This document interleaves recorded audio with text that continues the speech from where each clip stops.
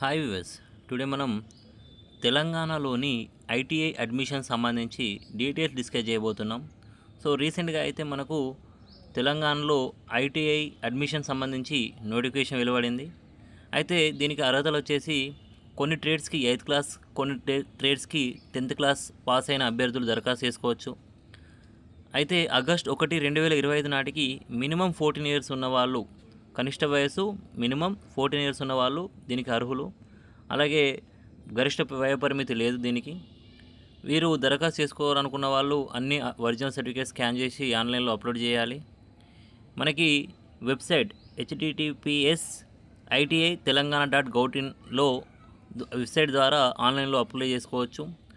ఆన్లైన్లో అప్లై తేదీలు వచ్చేసి దరఖాస్తు తేదీలు జూన్ 2 నుంచి జూన్ 21 వరకు ఆన్లైన్లో అప్లై చేయవచ్చు.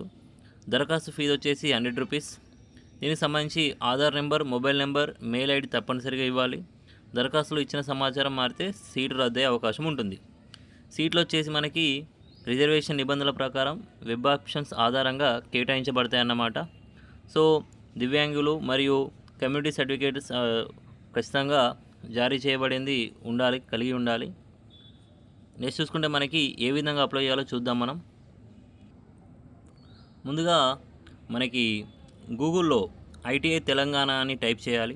మీరు టైప్ చేసిన తర్వాత మీకు ఇట్లా సెర్చింగ్ వస్తాయన్నమాట. సో దాంట్లో మీరు ITI admissions Telangana state government of Telangana, so దీన్ని క్లిక్ చేయాలి. క్లిక్ చేసిన తర్వాత మీకు ఈ విధంగా పేజీ ఓపెన్ అవుతుంది.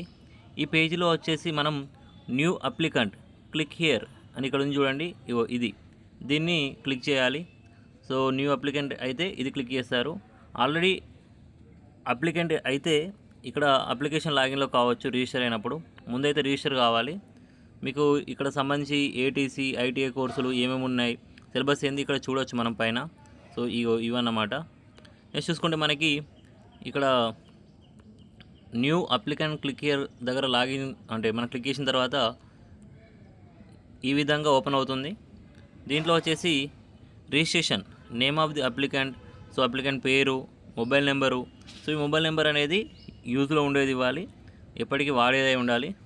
తర్వాత ఈమెయిల్ ఐడి, ఒక పాస్వర్డ్ కూడా క్రియేట్ చేసుకొని క్యాప్షన్ ఎంటర్ చేస్తే మనకి ఆ తర్వాత సైన్ అప్ వస్తుంది. అంటే ఇక్కడ ఈ పాస్వర్డ్ వీటితోటి మనం మళ్ళీ బ్యాక్ వెళ్ళిపోతాం అన్నమాట. అవి ఎంటర్ చేసిన తర్వాత సో ఈ విధంగా వస్తుంది. సో ఈమెయిల్ ఐడి వస్తుంది ఈ విధంగా, name of the applicant, mobile number ఈ విధంగా చూపిస్తుంది. దీన్ని మనము కన్ఫర్మ్ చేసిన తర్వాత ఈ విధంగా పేజీ ఓపెన్ అవుతుంది. సో దీని అర్థం ఏంటంటే మనము రిజిస్టర్ అయినట్టు. రిజిస్టర్ అయిన తర్వాత బ్యాక్ టు హోమ్ పేజ్ అని క్లిక్ చేయాలి. క్లిక్ చేసిన తర్వాత అప్పుడు మనము ఈ విధంగా మళ్ళీ బ్యాక్ వచ్చేస్తాం. ఇక్కడ ఇంతకుముందు ఫస్ట్ మనం న్యూ రిజిస్ట్రేషన్ అని క్లిక్ చేసాం కదా రిజిస్ట్రేషన్ కోసం. ఇప్పుడు ఆల్రెడీ రిజిస్టర్ అయినాం కాబట్టి ఇప్పుడు సైన్ ఇన్ అని నొక్కాలి. ఈ సైన్ ఇన్లోకి మనం ప్రెస్ చేసిన తర్వాత ఇక్కడ మనకి ఈ విధంగా ఓపెన్ అవుతుంది. మై అప్లికేషన్, ఇంకోటి అప్లికేషన్ వ్యూ. సో కొత్తగా అప్లికేషన్ మనము ఎంటర్ చేస్తున్నాం కాబట్టి మై అప్లికేషన్ చూడాలి. మొత్తం అప్లికేషన్ అయిపోయిన తర్వాత సో మన అప్లికేషన్ స్టేటస్ ఏందో తెలుసుకోవాలన్నప్పుడు ఈ అప్లికేషన్ వ్యూలో చూసుకోవచ్చు. సో ఇది చూసుకోండి, ఇది ఒకసారి నోట్ చేసుకోండి ఇక్కడ ఈ పేజీ. సో మై అప్లికేషన్లోకి వెళ్ళినప్పుడు ఈ విధంగా ఓపెన్ అవుతుంది పేజీ. దాంట్లో మనకు personal status details, education details, option submission, ఇంకా document upload, pay and submit ఇవి వస్తాయన్నమాట. సో ఇవి సంబంధించి ఇవన్నీ ఇన్కంప్లీట్ ఉన్నాయి. పర్సనల్ డీటెయిల్స్ కొంతవరకు ఇచ్చాం, సో టోటల్గా ఇవ్వలేదు కాబట్టి ఈ పర్సనల్ డీటెయిల్స్ ఇక్కడ క్లిక్ చేయాలి మనం. ఇక్కడ క్లిక్ చేసిన తర్వాత మనకి మళ్ళీ క్లిక్ చేసిన తర్వాత మనకి పర్సనల్ డీటెయిల్స్ వచ్చేసి ఈ విధంగా పేజీ ఓపెన్ అవుతుందన్నమాట. సో పర్సనల్ డీటెయిల్స్లో name of the applicant, father name, mother name, date of birth, gender, caste. So ఒకవేళ పర్సన్ డిసేబుల్డ్ పర్సన్ అయితే ఇక్కడ ఎంటర్ చేయాలి ఎస్ ఆర్ నో. ఈడబ్ల్యూఎస్ ఉంటే ఎస్ ఆర్ నో వస్తుందన్నమాట. So religion, ex serviceman. So ఇవన్నీ మనకు 10th memo మరియు Aadhaar card ప్రకారం ఎంటర్ చేయాలి. ఈ అడ్రస్ కూడా ఆధార్ కార్డు ప్రకారం ఎంటర్ చేయాలి. సో మీరు ఎంటర్ చేసిన తర్వాత ఈ టోటల్ ఎంటర్ చేసిన తర్వాత సేవ్ అండ్ ప్రొసీడ్ అని నొక్కాలి. సేవ్ అండ్ ప్రొసీడ్ నొక్కిన తర్వాత మీకు ఇక్కడ కంప్లీట్ అయినట్టు చూపిస్తుంది చూడండి. ఇంతకుముందు ఇన్కంప్లీట్ ఉండే ఇక్కడ కంప్లీట్గా చూపిస్తుంది. సో ఆ తర్వాత నెక్స్ట్ ఎడ్యుకేషనల్ డీటెయిల్స్కు వెళ్ళాలి. దీన్ని క్లిక్ చేయాలి education details. So 1 by 1 open అవుతుందన్నమాట.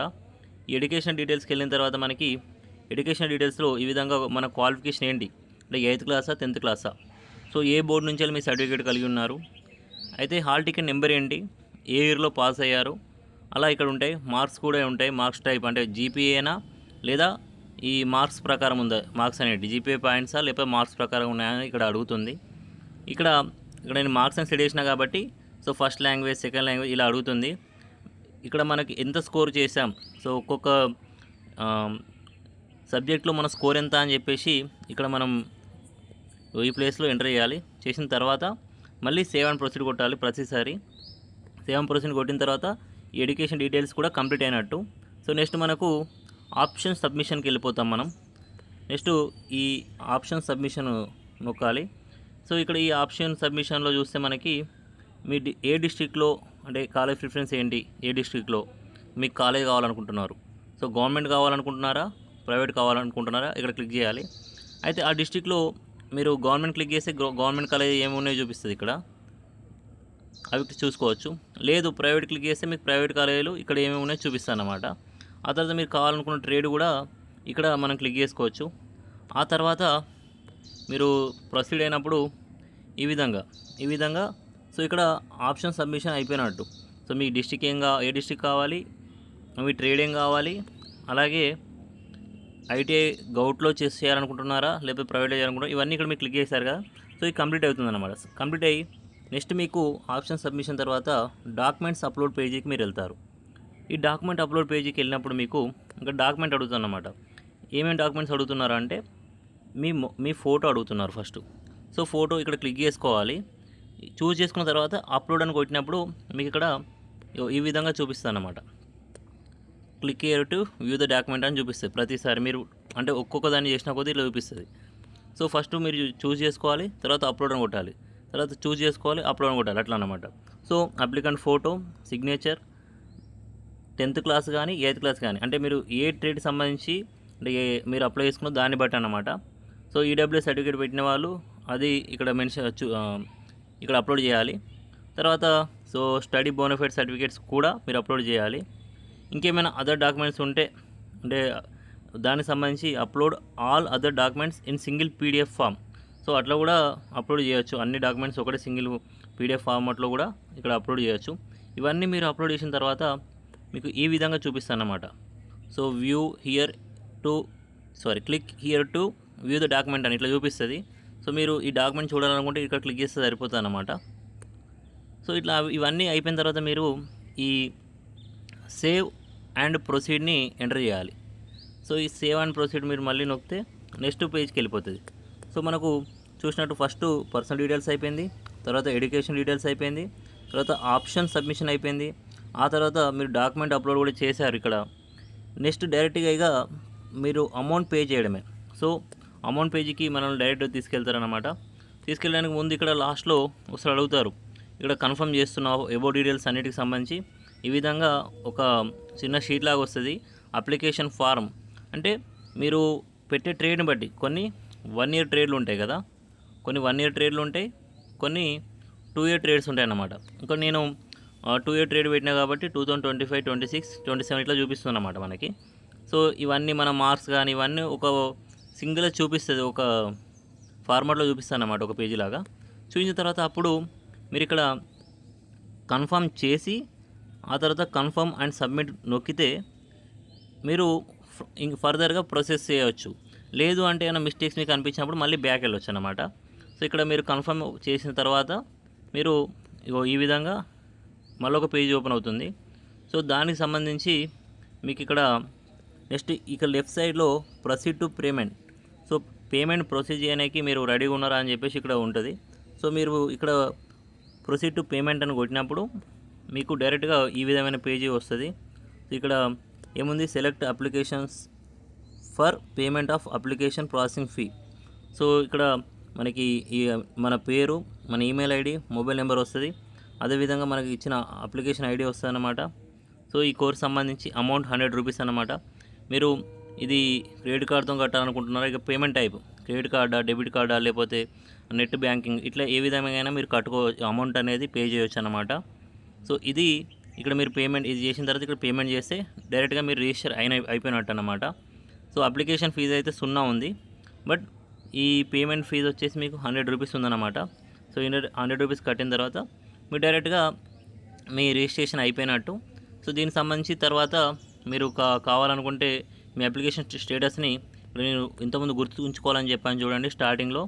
సో ఇక్కడ అప్లికేషన్ వ్యూలో ఇక్కడ చూసుకోవచ్చు అన్నమాట. మీరు మళ్ళీ బ్యాక్ పేజీలో హోమ్ పేజీలో చూస్తే ఇట్లా అప్లికేషన్ వ్యూలో మీకు ఇది కనిపిస్తుంది. సో ఈ అప్లికేషన్ వ్యూలో మీరు పెండింగ్ ఉందా, ఎలా ఉంది మీ అప్లికేషన్ అని చెప్పేసి ఇక్కడ చూపిస్తారన్నమాట.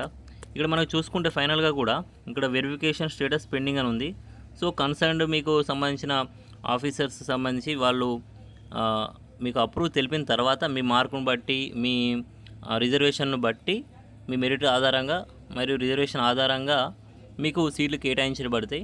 సో దానికి సంబంధించి సీట్లు కేటాయించబడితే మీ మొబైల్ నెంబర్కి మీకు మెసేజ్ వస్తుంది, అలాగే ఈమెయిల్ ఐడికి మెసేజ్ వస్తుంది.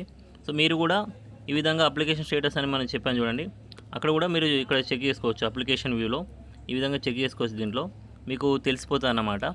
ఇన్ కేస్ ఒకవేళ సీట్ రాని వాళ్ళు ఏం చేయాలంటే మళ్ళీ సెకండ్ ఫేజ్కి అప్లై చేసుకోవచ్చు అన్నమాట. Thank you. నా ఎక్స్ప్లెనేషన్ నచ్చినట్లయితే లైక్ చేయగలరు, సబ్స్క్రైబ్ చేసుకోగలరు.